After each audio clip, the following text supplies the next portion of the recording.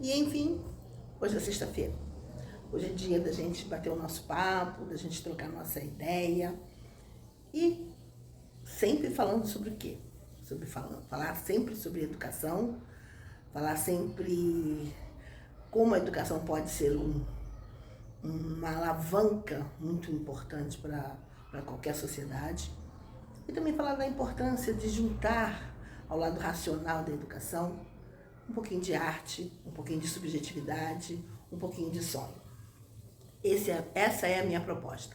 E se você está chegando aqui pela primeira vez, muito prazer, seja bem-vindo. Eu sou a professora Isabel Tinoco, eu sou professora de História há mais de 30 anos, também sou artista plástica e tenho um grande objetivo neste canal, bater papo, conversar, trocar ideias, escutar o que a outra pessoa tem a me dizer. Na verdade, eu quero fazer desse canal uma sala de visita, ou até aquela varanda gostosa da casa da mãe, da avó, que a gente sentava assim, ficava conversando fiado, falando de qualquer coisa, qualquer assunto. É isso que eu quero. Só que o nosso assunto é mais direcionado. Eu quero que a gente se transforme num grande grupo de bate-papo. E por conta disso, os nossos vídeos serão sempre sem edição, serão inteiros, sem nenhum tipo de corte, porque eu acho que se é um bate-papo, tem de vez em quando uma palavra errada, ou um pensamento que não foi muito bem colocado, mas foi consertado. Isso faz parte de qualquer conversa. Tem barulho de ônibus, tem barulho de carro, tem barulho de moto. Então, isso faz parte do nosso bate-papo. E o assunto de hoje vai ser movido por uma pergunta. O que você acha? Você acha que os jovens de hoje, os alunos de hoje, eles respeitam os professores da mesma forma que eles respeitam os pais? Pode parecer uma coisa meio óbvia o que eu estou falando, mas não é tão óbvio assim. Sabe por quê? Porque, realmente, se ele respeita os pais, provavelmente ele vai respeitar o professor. Porque ele vai reconhecer naquele professor a autoridade que ele reconhece no pai e na mãe dele. Ou em quem cuida dele, quem cria ele, não é?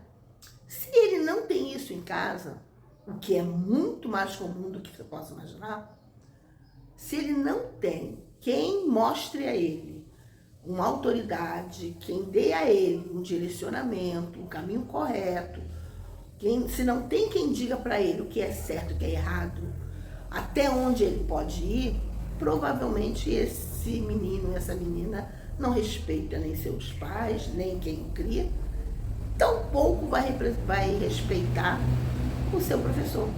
Porque o professor vai sim ser aquela pessoa primeira a impor algum tipo de autoridade. Porque se ele não tem em casa, quando ele chega na escola, ele encontra essa autoridade. Só que ele não está acostumado a respeitar.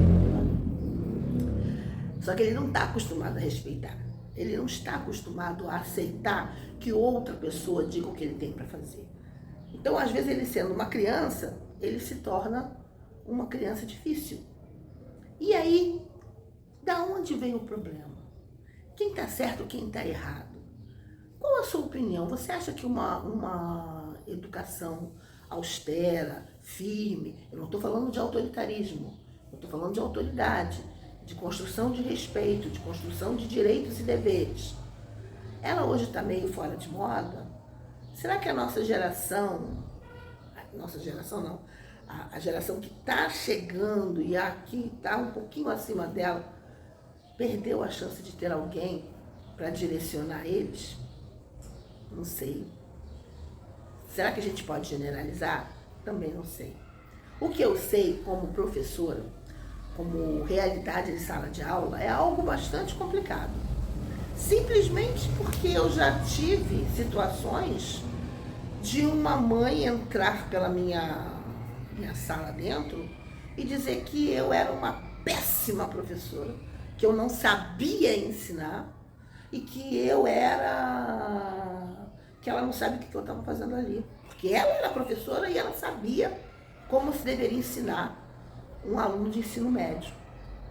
Eu perguntei para ela qual foi a faculdade que ela fez.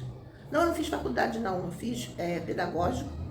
Ou seja, ela fez o ensino médio e tem uma moto. As motos sempre atrapalhando. Mas ela fez ensino médio a nível de... Ela se formou no pedagógico, deu aula quando ela estava no estágio, já tinha passado da época do estágio ao momento que ela estava falando comigo, já tinha se passado 16 anos, ela nunca tinha entrado em sala de aula, eu naquela época já tinha mais de 20 nas minhas costas de sala de aula, e ela dizendo na minha cara que eu era incompetente, porque eu tinha perguntado para a filha dela por que ela não tinha estudado para a prova. Simples assim. Essa foi uma realidade que ninguém me contou, eu vivi. Então, eu te pergunto, esse filho vai ter algum tipo de respeito por esse professor? Não. Porque o pai também não tem, a mãe, no caso ali, também não tem. E o pior, o sucesso dessas crianças vão estar na mão de quem? Deles próprios. E com que condições eles vão ter de chegar a um sucesso? Ou da mãe, do pai, do avô, seja da professora da escola. Na verdade, são várias tônicas aí que a gente precisa pensar. O papel do pai e da mãe, ou se, quando eu falo pai e mãe, é aquela pessoa que está com aquela criança, cuidando da educação dessa criança. Educação escolar e educação de cidadão. Então nós temos que ver quem é que está educando essa criança, como está educando. Nós temos que ver que escola, que tipo de escola essa criança frequenta, que tipo de profissionais ela está lidando. Porque isso é uma variável, gente. Não é conta certinha 2 mais 4, não. Você vai encontrar professor que não é lá essas coisas, você vai encontrar escola que não é lá essas coisas, mas você também vai encontrar gente muito boa que você não está percebendo que é tão boa assim. E essas crianças, no meio disso tudo, se perdem. E aí vem a questão que eu falo sempre. E no final das contas, onde isso vai parar? Isso vai parar quando essa criança se transformar num adulto, um adulto incapaz, um adulto que não sabe ter uma opinião própria, não sabe ser seletivo, um adulto que não consegue pensar sozinho. E aí começam a surgir aquilo que a gente está cansado de saber. Os eleitores que são eleitores de ocasião, aquelas pessoas que acreditam em qualquer mentira que é contada para elas, votam naquele candidato porque é mais bonito ou porque é mais interessante, mais legal. Só que o que é para ser visto não foi visto, porque não foi aprendido a valorizar o que tem que ser valorizado. E aí vem a pergunta, como fazer? E essa criança tem condição de respeitar esse professor? Esse adulto tem condição de ser um cidadão ideal para a sua sociedade? É, gente, muito difícil, porque esse é o início de tudo. A sociedade, ela é baseada naquilo que é construído na infância de cada membro. E se na infância eles não têm o que eles precisam ter para ter um discernimento, para aprender a olhar e ver as coisas de uma maneira mais equilibrada, a gente pode exigir isso deles quando eles estiverem adultos. E você? O que você pensa sobre esse assunto? Troca a sua ideia comigo. Me diz, você já viveu, já presenciou, já pôde de alguma maneira perceber esse tipo de ação de mãe se transformando em algoz de professor para defender a inoperância de um filho? Ou ao contrário, você já viu mães se colocando ao lado do professor, lutando junto com o professor para fazer do seu filho alguém melhor? E aí, o que você tem para me dizer? Quando você pensar sobre esse assunto, vou te dar uma dica.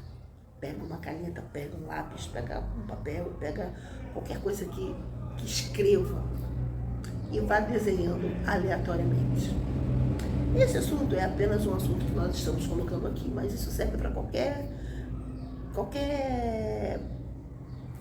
pensamento que você queira, qualquer dúvida que você esteja.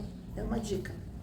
Quando você estiver buscando uma resposta, uma saída, ou até mesmo entender uma situação, pegue uma folha em branco, um lápis e comece a desenhar aleatoriamente. Deixe a mente fluir, pense no que você precisa pensar, mas de uma maneira leve.